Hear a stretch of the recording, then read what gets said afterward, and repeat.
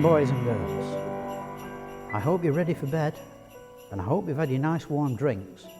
But before you go to bed this evening, I'd like to tell you a little story.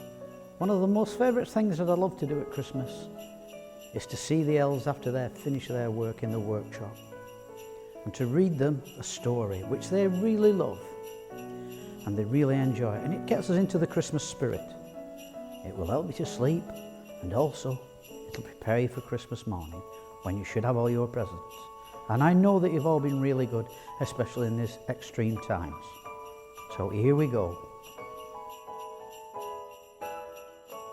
This story is called The Night Before Christmas.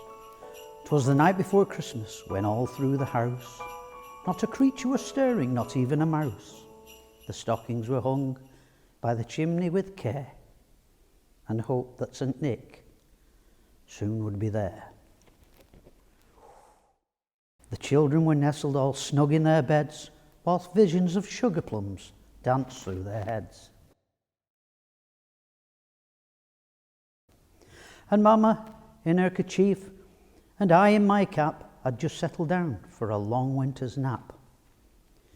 When out on the lawn there arose such a clatter, I sprang to my feet from my bed to see what was the matter.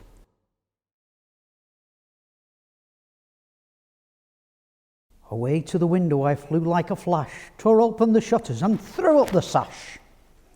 The moon on the breast of a new fallen snow gave a lustre of midnight to objects below, when what to my eyes should appear but a miniature sleigh and 8 tiny reindeer,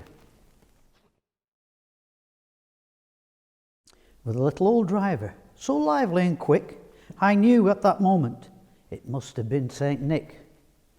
More rapid than eagles, his coursers they came, and he whistled and shouted and called them by name.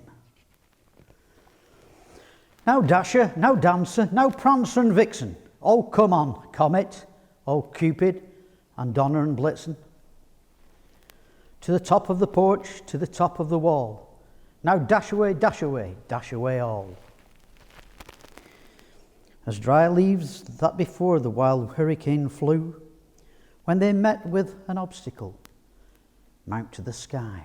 So up to the housetop the coursers they flew, with a sleigh full of toys and St. Nicholas too.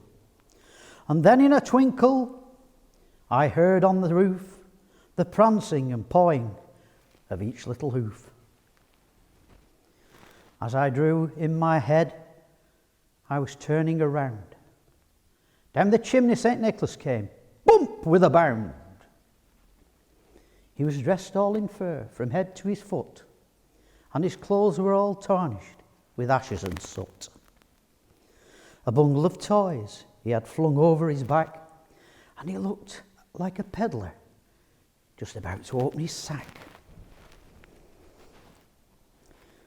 His eyes, how they twinkled, his dimples, how merry. His cheeks were like roses, his nose was like a cherry. His droll little mouth was drawn up like a bow, and the beard on his chin was as white as the snow.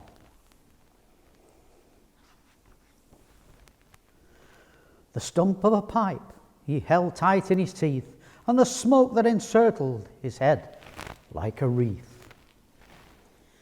He had a broad face and a little round belly that shook when he laughed like a bowl full of jelly. He was chubby and plump and right jolly old elf, and I laughed when I saw him in spite of myself.